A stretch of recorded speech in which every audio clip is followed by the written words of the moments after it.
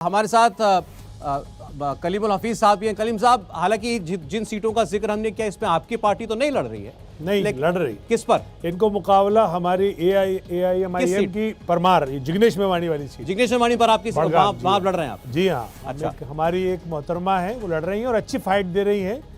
और हमारा तो लड़ना ही काफ़ी है लोगों के लिए, वो जिक्र भी है और डर भी है। और आपने फिल्मी बात कह दी, नाम ही काफ़ी है। जी हाँ बात फिल्मी नहीं है, बात तो ये जमहूरी है, क्योंकि जिस समुदाय का इस्तेहसाल किया जाए, शोषण किया जाए, जब वो समुदाय खड़ा होता है तो जो पार्टियां उस समुदाय का इस्तेहसाल करती हैं उनको डर तो लगता है। तो बात ये फिल्मी नहीं है, प्योर लोकतांत्रिक है।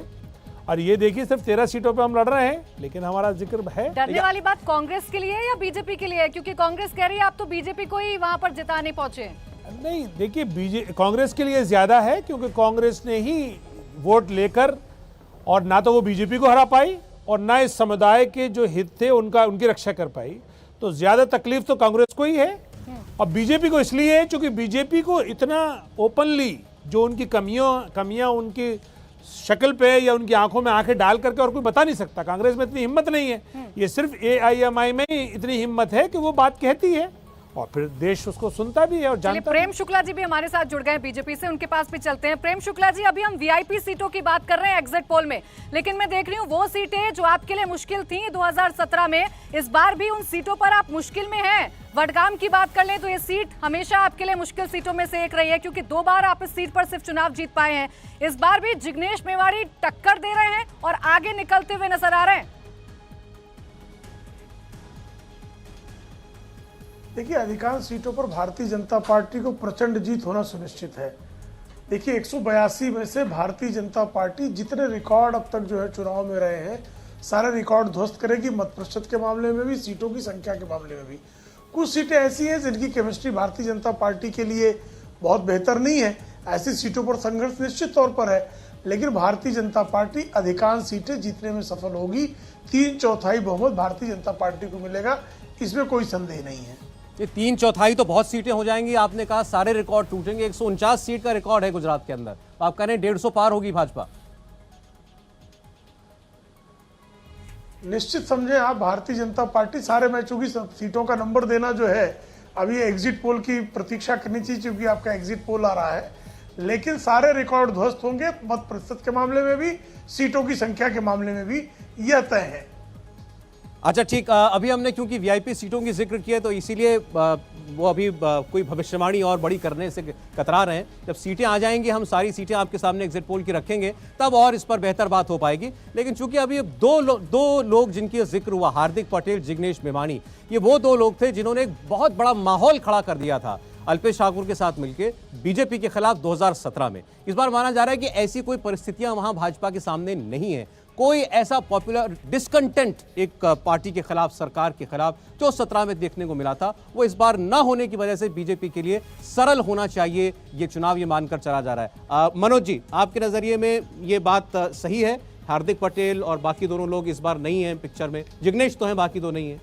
मुझे लग रहा है कि हार्दिक यदि कांग्रेस में नहीं है तो ज्यादा फायदा पहुंचा गए हैं कांग्रेस को।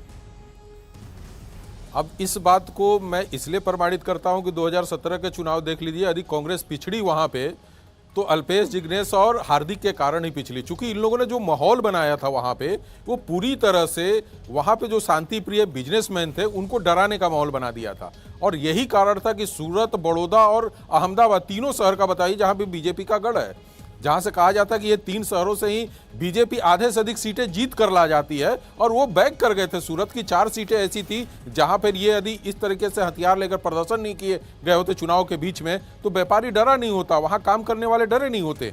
और वो ऐसी सीट थी सूरत और बड़ोदरा की जहां पे प्रवासी भारतीय हैं, जो उत्तर प्रदेश या पूर्वांचली लोग वोटर हैं और वहां पे रहते हैं, और वो शांति प्रिय हैं, और वो चाहते हैं कि मुझे किसी तरीके से यहाँ रोजगार और नौकरी करने जाने। और ये बता दें कि पूरे गुजरात में यदि सबसे बड़ा बीजेपी का सबसे बड़ा वोटर कोई है तो वो प्रवासी ही है, जो पूर्वांचली कहे जाते हैं। और ये 25 लाख के करीब तादाद में है जो वहां पे वोटर के रूप में गुजरात में स्थिर हैं।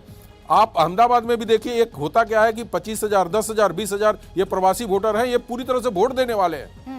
जिस तरीके से गुजराती कम्युनिटी में देखिएगा, वो बहुत उत्साहित होकर लाइन लगाकर वोट नहीं देते हैं, लेकिन जो प्रवासी हैं, जो बाहर से आए हुए लोग हैं, उनको देखिएगा कि चुनाव में बहुत ज्यादा उत्साह दिखता है और वोट देना वो पसंद करते हैं।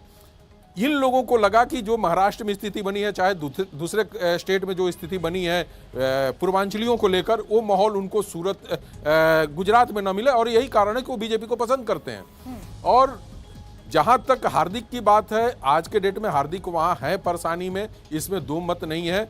आप जिससे भी पूछेंगे, ऐसे वहां पे एक गृह मंत्री अमित शाह जी ने बहुत काफी अच्छा माहौल बनाया है, उसका फायदा हो सकता है, लेकिन ऐसा दिख नहीं रहा है। विस्तार से पूरे गुजरात पर बात करेंगे, क्योंकि अभी एक एक और सीट का, तमाम वीआईपी सीटों का आंकड़ा आपके सामने रखना बाकी है। गुजरात में क्या फाइनल तस्वीर निकल कर आएगी, ये भी हम आपके सामने रखेंगे। तमाम खास मेहमान हमारे साथ बने हुए हैं। बीजेपी से प्रेम शुक्ला जी भी हमारे साथ हैं, अर्जुन मोरवाडिया जो कि पोरबंदर से कांग्रेस के प्रत्याशी हैं, वो भी हमारे साथ जुड़ चुके हैं, उनके पास भी हम चलेंगे। इंडिया टीवी हर वक्त हर जगह डाउनलोड करने के लिए सर्च करें India TV news Google play store या ऐप स्टोर पर।